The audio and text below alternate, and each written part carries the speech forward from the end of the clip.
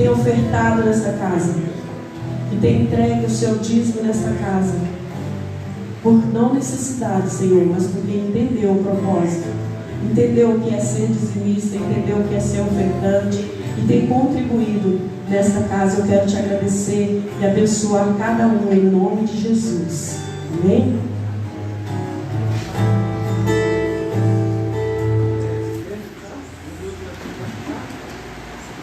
Aleluia.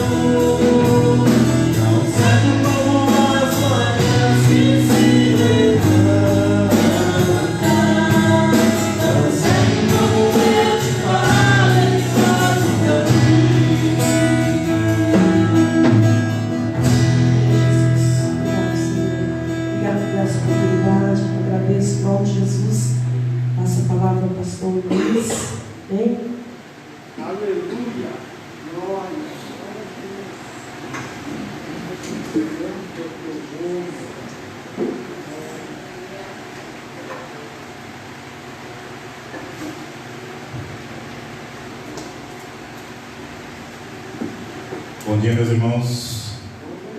Graça e a paz estejam com todos. Amém? Deus está aqui. Você crê? Deus está aqui. Deus está aí também na sua casa.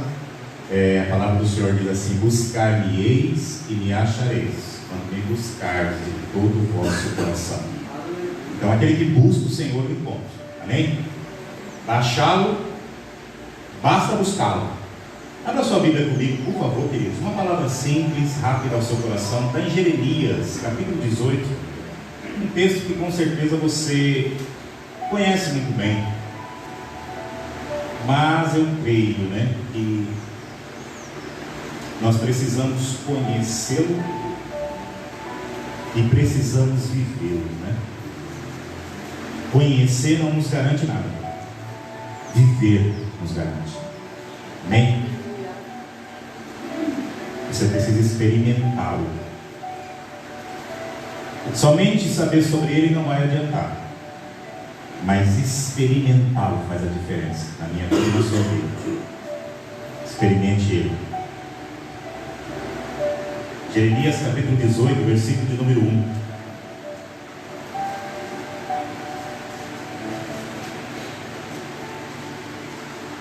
Você que está na sua casa, por favor, pegue a sua Bíblia aí e abra nesse texto. Vamos acompanhar esse texto. O Espírito Santo nos ajuda nesta manhã, nos conduza nesse momento em que a palavra do Senhor ela é ministrada. Nós não queremos fazer isso como um ritual, não queremos fazer isso como uma prática, não queremos fazer isso somente para cumprir um horário aqui de culto, mas nós queremos, Senhor amado, realmente entender que esse momento é um momento precioso, porque nós estamos diante da Tua palavra. Espírito Santo, me ajuda a me diminuir aqui, para que o Senhor cresça.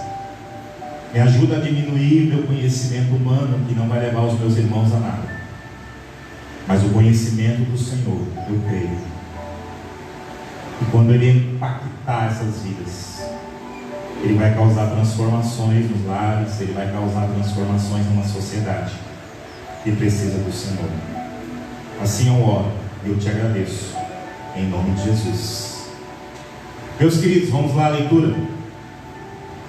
O Senhor deu outra mensagem a Jeremias: desça até a casa do oleiro e eu lhe falarei ali. Fui à casa do oleiro e o encontrei trabalhando na roda, mas o vaso de barro que ele estava fazendo não saiu como desejava. Por isso ele amassou o barro e começou novamente. Então o Senhor me deu esta mensagem: ó Israel, acaso não posso fazer com vocês o mesmo que o oleiro fez com o barro? Como o barro está nas mãos do oleiro, vocês estão em minhas mãos. Se eu anunciar que uma nação ou um reino será arrancado, derrubado e destruído, mas essa nação abandonar os seus maus caminhos, não a destruirei, como havia planejado. E se eu anunciar que plantarei e edificarei uma nação ou reino, mas se essa nação praticar o mal e não quiser me obedecer, não a abençoarei, como havia declarado. Amém, meus irmãos? Até aqui. Obrigado, Senhor, pela tua palavra. Meus queridos, o Senhor tem nos conduzido a ministrarmos a uma igreja que não se conforma somente em se reunir aqui no templo. O Senhor tem falado conosco a respeito disso, de uma igreja que ela se manifesta aonde ela estiver plantada. Uma igreja que se manifesta numa sociedade que precisa de um padrão, de um modelo.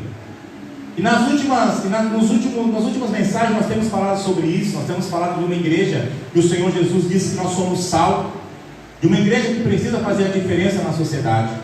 O Senhor nos fala que nós somos a luz do mundo, de uma igreja que precisa levar a luz aonde tem trevas, aonde tem o pecado. E é interessante que, diante desse texto aqui, de Jeremias, eu entendo que nós podemos ainda continuar dentro desse tema, dentro dessa dinâmica, porque nós como igreja precisamos influenciar, nós como igreja precisamos mostrar como se faz, nós como igreja precisamos mostrar para um povo que talvez tenha sede, mas não sabe do que existe um Deus nos céus, um Deus que nos ama, um Deus que fez tudo por nós, um Deus que deu por nós o que Ele tem de melhor, que é o seu Filho Jesus. Um Deus que, mesmo diante da queda do homem, do pecado, da obstinação, da rebeldia do homem, um Deus que vai lá e resgata esse homem, que tem um plano de salvação para esse homem. A igreja precisa ir nesse lugar onde tem vidas com sede e mostrar que a sede deles tem que ser direcionada para esse Deus, para esse Senhor. Ele é o único que pode restaurar a vida de um homem, trabalhar no caráter, trabalhar no lar, na família, trabalhar na dignidade, na honra. Então quando nós vemos aqui Jeremias, ele está lá, e o Senhor fala com ele, fala assim: olha Jeremias, vai até a casa do oleiro, e lá eu vou te dar uma mensagem.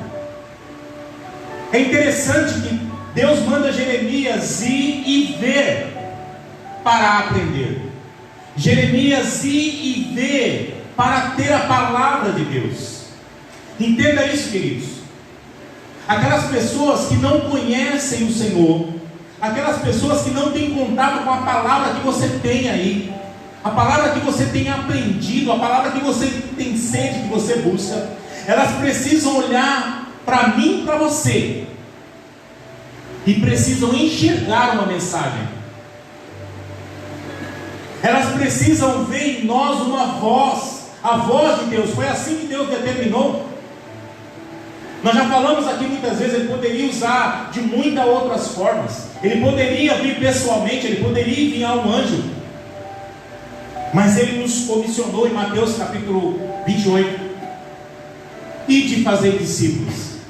A função é nossa, a função de influenciar uma sociedade, a função de influenciar aqueles que estão à nossa volta, pessoas que talvez têm os seus valores bem longe dos valores de Deus. Para essas pessoas, o adultério é comum. Para essas pessoas a mentira é comum. Para essas pessoas a desonestidade é comum. E Deus te colocou lá como essa luz, para que eles possam olhar e ver que a verdade é um valor do Senhor. Que eles possam olhar para você e ver que a honestidade é um valor do Senhor. Então entenda isso, Jeremias precisou contemplar o oleiro trabalhando, para que ele tirasse uma mensagem. E aí eu me recordo que o Salmo 27, versículo 4, Davi vai dizer assim, uma coisa pedi ao Senhor e a buscarei, que eu possa morar na casa do Senhor todos os dias da minha vida. Para quê? Para contemplar a sua beleza ou a sua formosura. Mas por que eu preciso contemplar a beleza do Senhor e a formosura do Senhor? Entenda isso, é relacionamento. Quando eu estou vendo, quando eu estou contemplando, quando eu estou em relacionamento com o Pai, sabe o que vai acontecer? Nós vamos produzir aquilo que nós estamos vendo. E aí o exemplo que eu vou dar para você rapidamente, eu não vou ler, é um texto muito longo, mas está em Gênesis capítulo 30. Todos aqui conhecem a história de Jacó. Jacó, ele teve um dado momento que ele precisou fugir da sua terra. E aí eu não vou entrar nos detalhes e não vou me alongar. Mas é interessante que ele estava com o sogro dele. E o sogro de Jacó resolveu ludibriar Jacó. Mas Jacó, aquele homem que o Senhor tinha um propósito, Jacó tinha uma sabedoria, uma inteligência. E Jacó faz uma proposta para ele, com relação ao rebanho. Jacó fala para ele que as ovelhas que nascessem e que fossem de salpicadas, ou de mais de uma cor, malhadas, seriam dele, de Jacó. E as que nascessem de uma única cor seria do Labão. E o Labão aceita aquele acordo. Separaram o rebanho e tudo, o Labão aceita. E olha o que Jacó vai fazer. É algo que nos chama a atenção. Você pode ler lá em Gênesis capítulo 30. Quando as ovelhas iam tomar água, elas ficavam diante, elas ali se acasalavam. Então Jacó teve uma ideia, ele colocou diante delas uma vara de amoreiro. E ele fez o que? Ele listrou aquela vara. Ele não deixou a vara totalmente lisa, ele foi tirando partes dela. E aí aquela vara ficou como? Listrada. E as ovelhas, elas tomavam água, mas elas olhavam, elas observavam aquela vara. E o que aconteceu? Jacó começou a enriquecer, porque o rebanho começou a crescer de ovelhas que tinham mais de uma cor. Entenda, a ovelha precisava ver para reproduzir. A ovelha precisava ver. Então entenda que é um princípio de Deus. Nós precisamos ver algo. Então, primeiramente, o nosso relacionamento com o Pai. Eu preciso me relacionar com Ele para que eu possa produzir. Mas também entenda, muitas vidas, elas precisam ver em você. Ver o Cristo que nós pregamos. Falar não é suficiente. Nós não devemos parar de falar. Nós devemos continuar falando. Mas o nosso falar tem que ser sempre associado ao nosso viver. Ah, pastor, mas é a mesma mensagem? Sim, irmãos, é a mesma mensagem. Vamos insistir com isso. Vamos continuar com isso. Vamos continuar. Talvez nós hoje vamos falar assim como igreja do Senhor. Eu sei que tem muitos homens de Deus, muitas mulheres de Deus que têm já caminhado nesse propósito de Deus. Mas vamos pensar no que nós podemos fazer aqui na nossa comunidade. Pensa no que nós podemos fazer aonde nós trabalhamos, aonde nós convivemos, com aquelas pessoas que estão mais próximas de nós. Elas precisam ver em você esse Filho de Deus. E aí também é interessante que, se nós aplicarmos esse mesmo princípio lá no Novo Testamento, na igreja de Corinto, por exemplo, havia uma imoralidade sexual. Tinha um homem que ele se relacionava com a mulher do seu pai, com a sua madrasta. Então eles enfrentavam muitos problemas. Por quê? Porque como a igreja ela era para os judeus já tinha valores de Deus. E quando ela se estende para os gentios, ou seja, para todas as nações que não tinham o valor de Deus, ela começa a experimentar algumas práticas que não eram as práticas do Senhor. Por exemplo, os homens, era comum o homem ter mais de uma mulher. A poligamia era comum. Isso chocava com a Bíblia. Como é que eu podia então agora aceitar que na igreja um homem chegasse com suas 5 mulheres? Se a palavra do Senhor nos orientava que o homem deveria ter uma única mulher, uma única esposa. Então chocava com a cultura da terra, se chocava com a cultura do céu. Mas é interessante que Paulo falava, mas não somente falava. Paulo escreveu a Timóteo algo interessante. Ele falou assim, olha, que os presbíteros sejam esposos de uma única mulher. Ou seja, aquela igreja não somente era ensinada com palavras, ela olhava para o corpo de presbíteros, ela olhava para os homens que eram modelos, e elas deveriam reproduzir aquilo. Olha que coisa linda. As pessoas vão olhar para você, para o seu casamento, as pessoas vão olhar para a sua casa, e elas precisam reproduzir isso que você vive lá na sua casa. A prática do seu lar, elas precisam reproduzir. Esse é o princípio de Deus, queridos. Não somente falar. Se eu não me engano, Spurgeon, pastor Manuel, um homem mais estudioso, mais culto, se eu não me engano, Spurgeon falou que o que nós falamos troveja tão alto do que o que nós, aliás, o que nós somos troveja tão alto do que o que nós falamos não se pode ouvir. Então, antes de alguém ouvi-lo, ele vai observá-lo. Entenda isso, queridos. Nós precisamos então desta mensagem para que nós possamos realmente, como igreja, fazer a diferença. Como igreja, atuar aonde ela precisa atuar. Antes, quando nós, talvez ainda por ignorância, vivíamos uma religião, nós falávamos que tinha certos ambientes que um crente não deveria estar. Tem certos ambientes que o crente não deveria estar. Mas se eu entendo que eu sou luz, não tem ambiente que um crente não possa estar. Porque se eu sou um agente de transformação, se eu sou alguém que vou lá e dou esperança, não tem ambiente aonde eu não possa estar. Eu posso ir no prostíbulo? Posso. Eu achei interessante o ano passado, né? A esposa do pastor Josiel esteve aqui, e ela contou para nossas esposas, nós estávamos reunidos, que eles foram fazer um trabalho naquele prostíbulo lá de Campinas, que é um bairro, né, de prostituição, e elas foram lá. A igreja naquele bairro de prostituição, mulheres nuas, droga rolando, homossexualidade rolando, e ali tinha mulheres da Assembleia de Deus pregando a palavra de Deus naquele lugar. E aí aquelas mulheres, elas não entendiam, porque elas falavam, olha, muitos vêm aqui, mas a Assembleia de Deus não tem o hábito de vir aqui.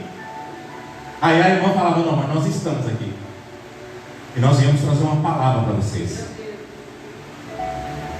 Queridos, se nós temos maturidade, se nós temos relacionamento com Deus suficiente, nós podemos adentrar em qualquer ambiente. Nós podemos adentrar em qualquer ambiente. É claro que entenda uma coisa: se de repente você tem problema com álcool, se de repente você foi uma pessoa que bebeu muitos anos da sua vida, e você não se sente preparado para pregar, para ir a um bar e falar para alguém, então não faça. Paulo disse, né? Tudo me é permitido, mas nem tudo me convém. Se aquilo for um motivo que vai me levar a uma queda, então não faça. Deixe para que outra pessoa que não tem problema com aquilo vá. Nós temos que ter essa sabedoria. Mas eu quero que você entenda que quando a sua família se reunir, talvez aqueles que ainda gostam da bebedeira, né? Não deixe de estar juntos. Não deixe de estar juntos. Aconteceu algo na nossa família um tempo atrás que nos chamou a atenção. Tem um cunhado, um bom da minha esposa, e ele estava parado. Um homem que caminhou com Deus desde a sua mocidade. E aí teve uma festa que eles fizeram, denominada Festa do Cuscuz. Então tinha cuscuz de todo jeito, mas também tinha cerveja, mas também tinha bebida alcoólica. E aí olhei para minha esposa, e aí, amor, nós vamos? Vamos. É minha família. Falei, então estamos juntos. Fomos lá, queridos. Só que nós determinamos um horário. Como eles têm o hábito de ficar até a madrugada, e não só por questão da bebida, mas nós também não ficamos até a madrugada, não somos coruja. Nós falamos, 11 horas nós vamos embora. Eu sei que nós ficamos com eles ali até as 11 horas. Irmãos, isso fez uma diferença. Isso fez uma diferença, porque eles admiraram nós estarmos juntos. Tinha música secular, e nós ficamos juntos. Disso aí, Deus começou a fazer algo na vida desse meu cunhado. E hoje, para a glória do Senhor, ele está firme com o Senhor. Hoje, para a glória do Senhor, de imediato, isso aconteceu e um mês depois, ele já não bebia mais nada. Ele já não queria saber mais de balada. E ele estava colocando toda a sua casa na balada. E Deus o libertou. Então não hesite em estar onde tem pessoas. Não hesite. Você é luz. Você vai influenciar um povo que precisa de Jesus. Jesus conta conosco para isso. E aí, interessante que nós ainda temos um tempo, graças a Deus. Interessante que aquele oleiro, ele estava amassando o barro, né? Para fazer um vaso. E o vaso estava ficando pronto. Nós vimos aquele vaso, ele se quebrou. Aquele vaso, ele se quebrou. E muitas vezes, mensagens que eu escuto sobre esse texto, eles vão falar exatamente sobre isso, né? Que muitas vezes Deus, ele está... Nós somos esses vasos, ele vai dizer isso. O Senhor é o oleiro. Mas num dado momento o vaso quebra. Num dado momento esse vaso vai quebrar, que somos nós. Talvez um pecado, talvez um desânimo, talvez uma doença espiritual faz com que esse vaso quebre. O vaso não deveria quebrar. Mas o que é lindo de Deus, e eu estive lendo Jeremias, do capítulo 14 até aqui, nós vamos ver Deus falando com Jeremias. Fala, Jeremias, tem um momento que ele fala, Jeremias, não ore mais por este povo. Não ore mais por esse povo, não quero mais ouvir a sua oração. Deus, ele estava ali indignado com o pecado, com a obstinação de Israel, de um modo que ele não queria mais ouvir a oração do profeta. E nós vamos ver também que ele falou que mesmo que Moisés ou Samuel viesse interceder por este povo, ele não ouviria. Deus fala. Então assim, Deus vem falando, determinando a sentença de juízo, vou destruir esse povo, porque esse povo, ele se prostituiu, esse povo, ele está cometendo adultério, esse povo está na idolatria, e eu vou destruir esse povo. Mas de repente no capítulo 18 é como se uma luz invadisse o ambiente. No capítulo 18 é como se nós estivéssemos numa caverna, e de repente a gente consegue avistar uma luz que vai nos libertar daquele túnel. Chega no capítulo 18, ele vai falar desta restauração, queridos. Entenda isso. O nosso Deus é aquele que restaura. Não tem situação. Você que está aqui comigo, você que está me ouvindo, ainda há tempo de ser restaurado. Ainda há tempo para o perdão. Ainda há tempo para o arrependimento. Porque quando nós pregamos uma mensagem de que nós precisamos estar inseridos no nosso ambiente, e nós precisamos fazer a diferença. Muitas vezes tem pessoas que se sentem impróprias para isso, se sentem com vergonha porque estão no pecado e que não podem fazer isso. Mas olhando para esse texto, principalmente nos capítulos anteriores, nós vamos ver que Deus, ele vem determinando esse juízo duro, difícil, mas no 18 ele vem falar que ele é um oleiro e que nós somos esse vaso. Ele está falando para a nação de Israel, mas a igreja, ela tipifica Israel, porque a igreja, Israel era uma nação que Deus escolheu para si. Israel foi uma nação que Deus escolheu para ele. E a igreja, ela tipifica, por quê? Porque a igreja também é uma nação dos santos, dos escolhidos, dos separados. A igreja, nós fazemos parte de uma nação. Nós temos um outro idioma. Nós temos um outro governo, entenda isso. Então, se eu sair daqui e for para qualquer lugar do Brasil e eu encontrar alguém que faz parte dessa nação que nós somos, nós temos o quê? Nós temos afinidades. Nós falamos a mesma língua, porque nós somos uma nação. A igreja do Senhor é uma nação. Paulo diz que nós somos cidadãos do céu. Então nós não somos familiares, eu e você. Talvez alguns aqui nem conheciam, né? De sangue nós não somos família biológica. Mas entenda você, que através do sangue de Jesus nós nos tornamos parentes, nos tornamos família, nos tornamos irmãos. Nós fazemos parte desta nação, deste povo, que fala uma mesma linguagem. Mas é interessante que os vasos, eles eram feitos por quem? Por um artesão, por um oleiro. E quem trabalha com arte sabe que, por mais que ela queira reproduzir igualmente o seu trabalho, não é possível. Quem faz, por exemplo, as mulheres, a Ângela, né, a irmã do pastor Manuel, ela trabalha com aqueles tapetes lindos. Mas eu tenho certeza que se ela faz um tapete, alguma mulher vê aquele tapete e fala assim: olha, Ângela, eu quero igual a esse. Quando a Ângela terminar, a pessoa fala: nossa, ficou lindo, ficou igual. Mas a Ângela sabe que não ficou igual.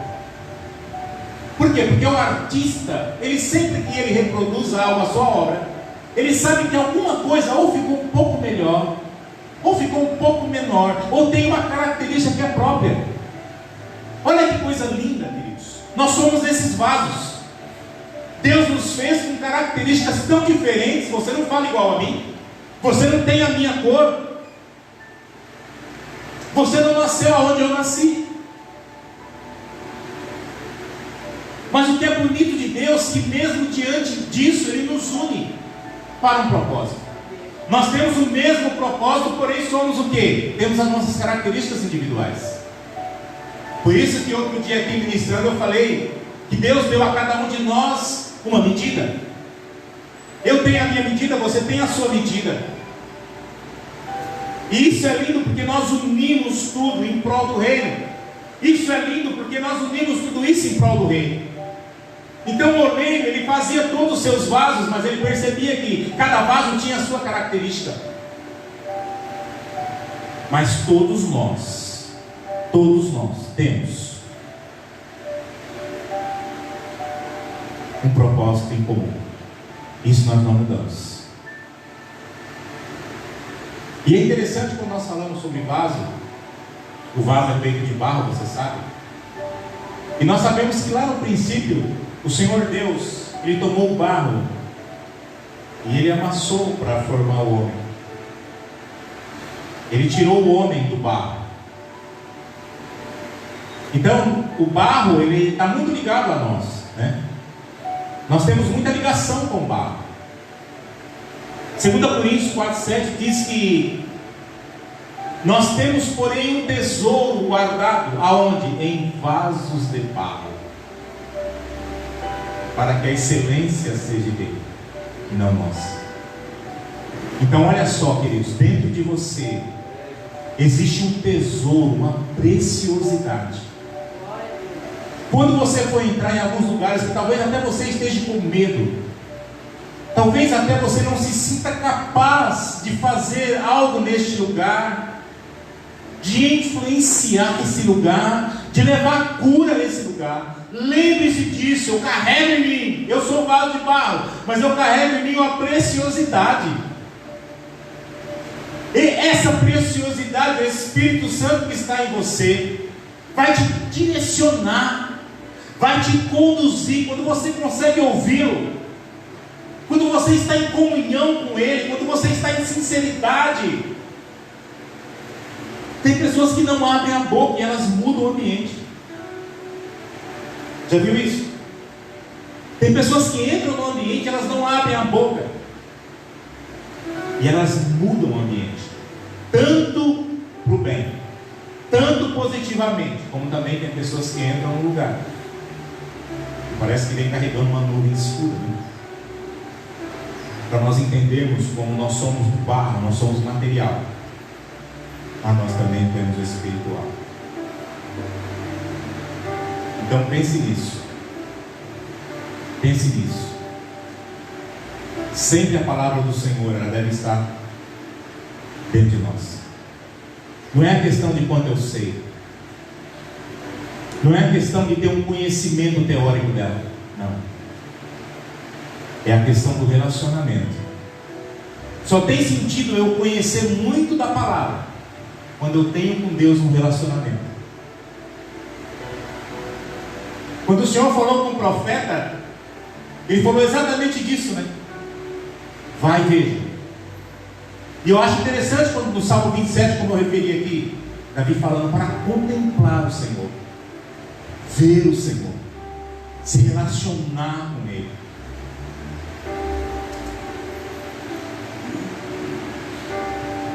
Sem isso, queridos, sem isso nós não podemos fazer nada. Não poderei eu fazer de vós como fez esse oleiro. Aqueles que estão quebrados nesta manhã, receba esta mensagem. Tem um oleiro. Tem um oleiro que é pai.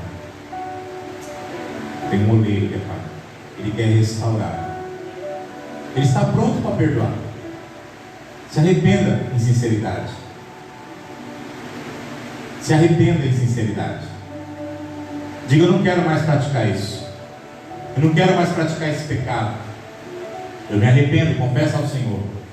Eu tenho certeza que você vai ser esse homem ou essa mulher que aonde chega causa um impacto. Aonde chega, algo novo acontece. Isso é muito lindo, né? E é interessante que nós temos o mesmo propósito, né? João capítulo 1, versículo 12, é que eu quero encerrar. Diz assim: a todos quanto receberem, deu-lhes o poder de se tornarem filhos de Deus. Você é um filho de Deus. Você é uma filha de Deus. Não esqueça disso. Olha o privilégio, ser filho. E como filho eu preciso representar o meu pai aonde eu estiver. Eu não posso negar o meu pai como filho. Eu tenho que ter as características dele. Alguém precisa olhar para mim e lembrar do meu pai. Alguém precisa olhar para mim e ligar rapidamente ao meu pai. Você é filho. Você é filho. E quando você sair por esse portão, você possa lembrar disso aonde você estiver. Não precisa você pegar a sua Bíblia assim, sabe? E abrir lá no meio da sua família e falar: ó, vou pregar. Não. Não. Abra o seu coração. Abra o seu sorriso. Abra os seus braços para abraçar. Eu sei que nós estamos em tempos difíceis, né? E nós não podemos exercer o abraço. Mas eu creio que tudo vai passar. E aí nós possamos realmente dar aquele abraço de cura. Faça isso. Que a palavra de Deus ela seja experimentada pelas pessoas através da sua vida. Isso jamais vai isentar-nos de estudarmos a palavra do Senhor em termos de conhecimento, não. Mas vai, eu creio, vai nos mover, vai nos dar um novo ânimo para que nós possamos fazer isso. Conhecer mais dele. Eu quero conhecer mais dele. Eu não estou feliz por quanto eu conheço. Mas isso só vai vir, querido, através de um relacionamento profundo. Você pode se colocar de pé no seu lugar?